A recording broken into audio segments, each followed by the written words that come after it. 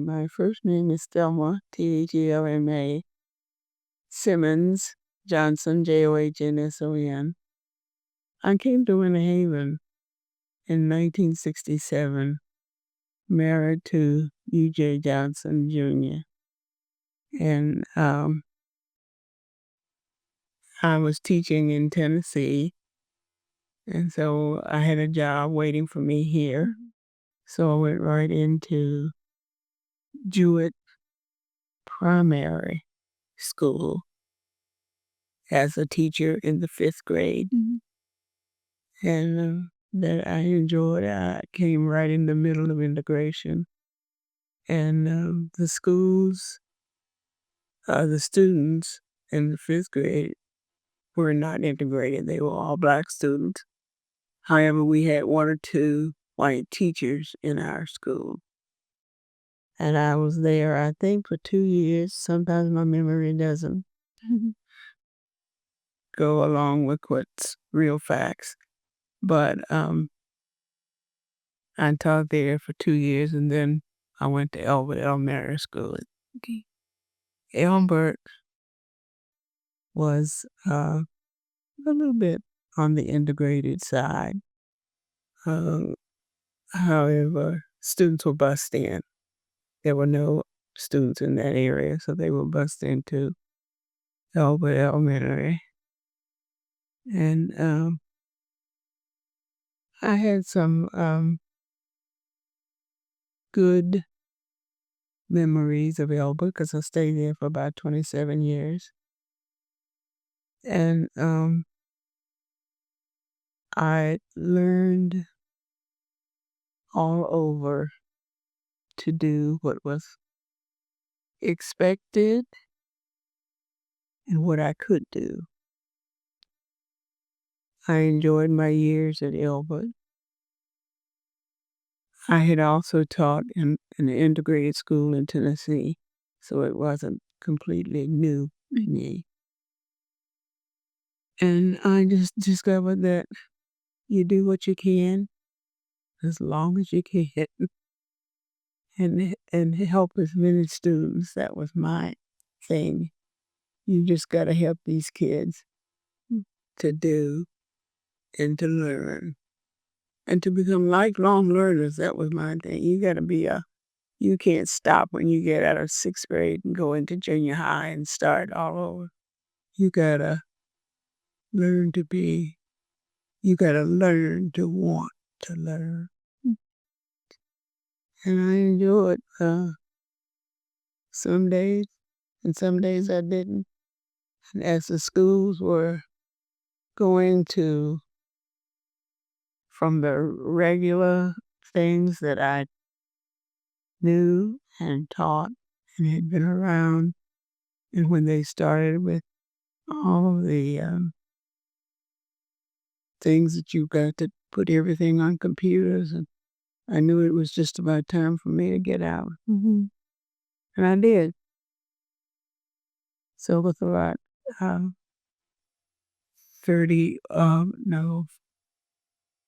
42 years of teaching, it was time anyway. So, and being married to UJ was a full-time job. He was busy, and at that rate, it made me want to be busy because I didn't want to be left behind. So I got involved in a lot of the things that he was involved in, and just learned to keep going. And that's about like it is now. I'm trying to keep going. I do have a part of his book that was never this is just a proof. This is what's downtown. Oh, yes, okay.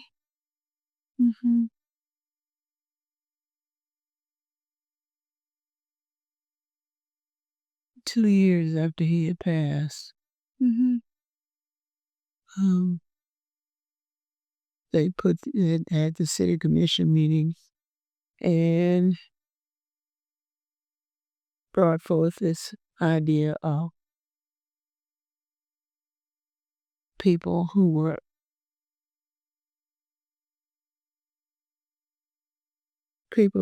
interested and who did things in the Florence Villa area. And in his book, it's really a history of Florence Villa. Okay. And he mentioned that new citizens coming into Winter Haven would not know anything at all about Florence Villa, and he was born here in Florence Villa, about 2 blocks away. And he wanted the people and the students coming along to just find out what Florence Villa was all about. And he spent many hours. Sometimes I didn't know what he was doing. And he was collecting information about Florence Villa. He said new and young citizens of Florence Villa must be acquainted with our past, political, social, and psychological history.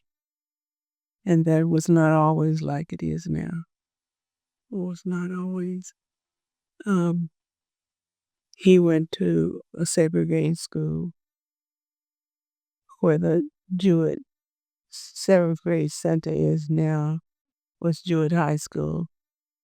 And that was where he attended high school and graduated and went to Nashville, Tennessee, where this is where I met him. He was in school there. Okay. And my roommate and friend was from Lakeland. So that made sort of a homey kind of situation. And I got to know him there.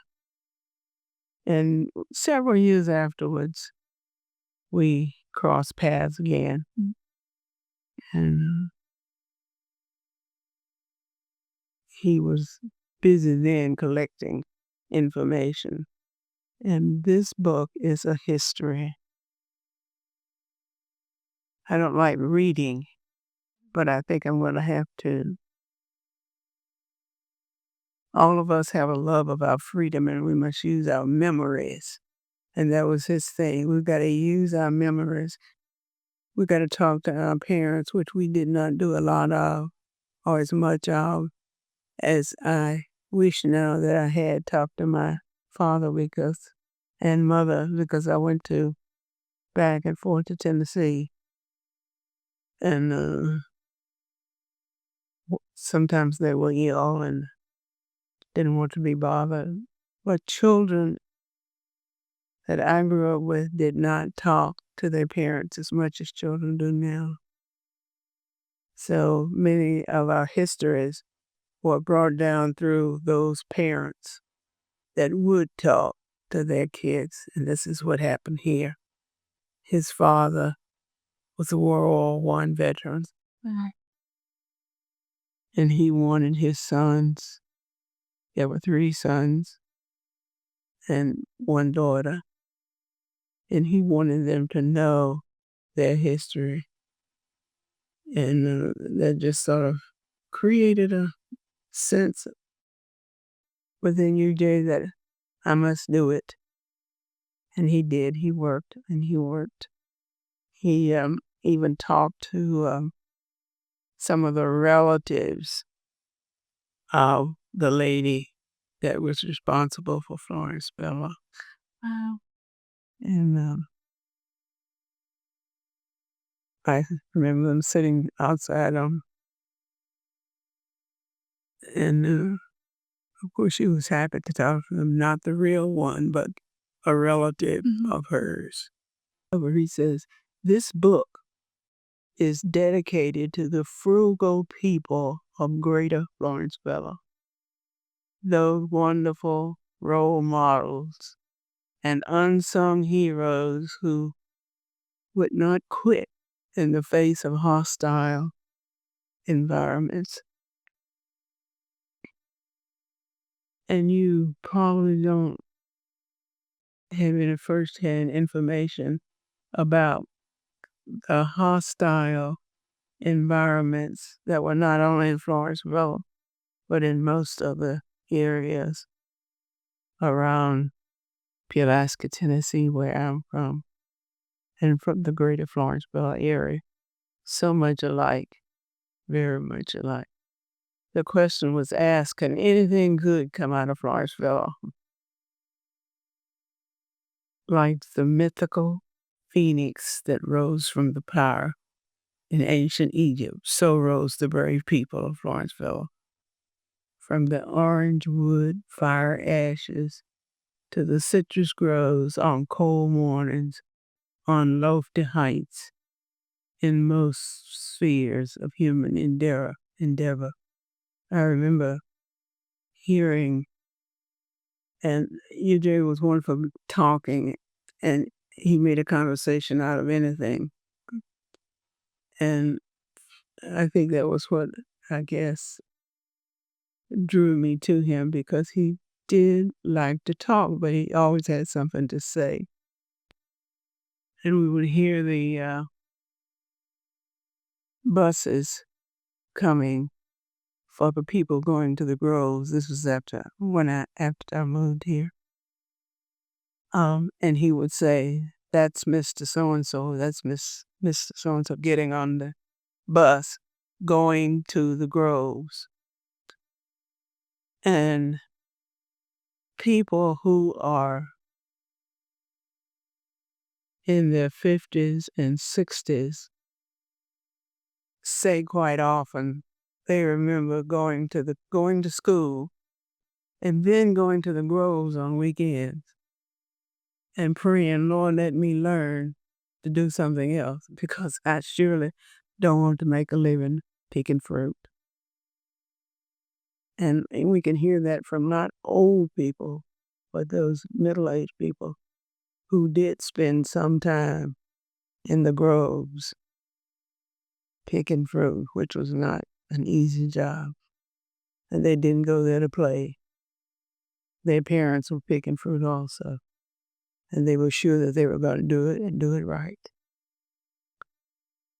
And if you should go through Lakeland now and go down, I don't know what street that is, but wherever Rochelle is located, you'll see this track that has been dedicated to UJ Johnson, because he got a track team started there, and they were good. They were not just running, they were good. They had all kinds of the sports associated with the track meets.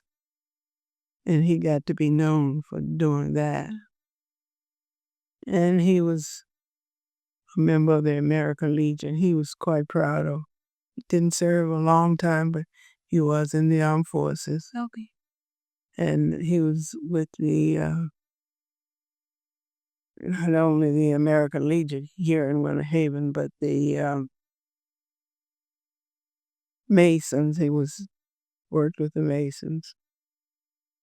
And the American Legion is a good organization that, and I was also a member of the Ladies Auxiliary. But they had so many programs for children, for young, and one was the oratorical contest. And this helped so many boys and girls in this area just develop themselves and learn to speak. And it was interesting to me because I was not familiar with that part of the American Legion. And I followed him around with the boys and girls going to the oratorical contest, and they were not always held in Winter Haven. The main, the main part of it was in Orlando, but the oratorical contest was all over the several counties. So any group that wanted their children to participate. You just had to see that they got the information and learned what it was about government. That was it. And both of my children went to boys' state and girls' state. So that helped them a lot. It helped their dad because he was busy and he certainly wanted his to go for, and they did. And it was a good experience for them. And we have several, we hear about them who go to girls' state and boys' state, and then they go to the national, which is in Washington. So he was just busy with the whole slew of stuff. And I enjoyed it because at that time I was able to get up and go, and then we lived through the stage where we became empty nesters and the kids were out, but we still had plenty to do. And it's that way today. There's plenty to be done. Plenty of organizations that need the help of men and women from the Florence Villa area to get in there and just push them a little bit. A young man came by the house, and this was the only house that he remembered. All of the others, the people have passed on. And he said that UJ used to pass by him and say, "Get your lesson, boy. Pull up your pants, boy." And he didn't mind talking to them in such a way that they remembered it but didn't feel like he was imposing upon their rights. He was ill, but he wouldn't tell me exactly, how ill he really was. So he was still trying to go, and he was going.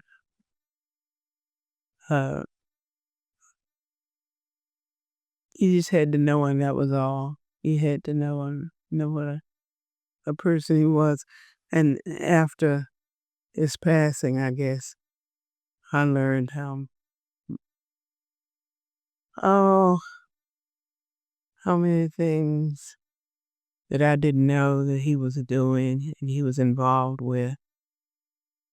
Because, like the Masons, they had little branches of groups that they worked with. And the American Legion, of course, there were many activities associated with them. And I remember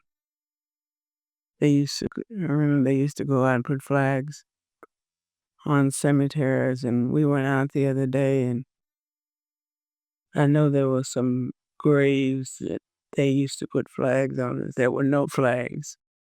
So, but as the people get older, they're not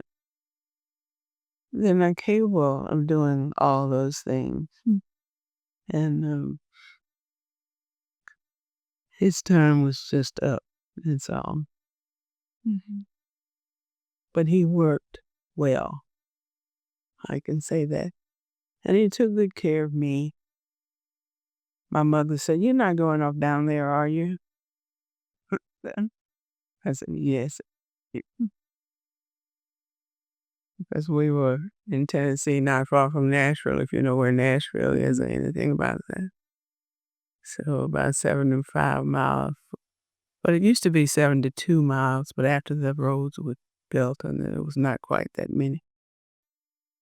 But small world anyway. I appreciate what Winter Haven is doing to keep his vision and his work alive. I'm glad the pictures that we have there, both children are on it. I said, I'm, just glad that they know and that they should be busy. My son does not participate in things as I would like for him to, but my daughter is very busy in Lithonia, Georgia. She is into something all the time. And so she got that from her dad, I guess, because she was working with some scholarship committees. And we have one granddaughter, and she got her involved, but she didn't stop there. She is still working, and I appreciate that. I'm just glad that somebody has to do it. Mm-hmm. And you just felt like somebody had to do it. Somebody had to start and write a book. And the end of the book is not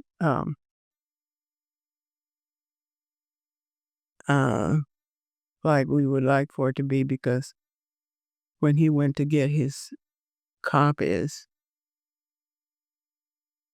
the lady was gone that was doing the printing. And he never got started with printing them again. The Jewett School has they have a gathering around Christmas time. I think it's every other year. And that was his big time for selling books, because they would be coming back and wanting books. And that particular Christmas, he had no books. And this proved I have not been physically nor mentally able to do anything with it. However, I'm hoping that my daughter will do something and get them on the press again, because several people have always asking about them. And for those who went through Jewett Junior High and Jewett High School, a lot of their history is in here. Mm-hmm. So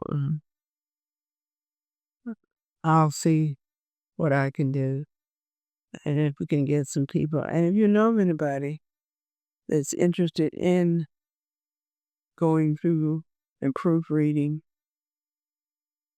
and printing and getting them on the press again, I would be happy to lend them some of these copies. I think I have 2 of these, but I can't do it. But I would be glad to let someone have whatever is necessary to get it printed again. Right. I appreciate you young people coming.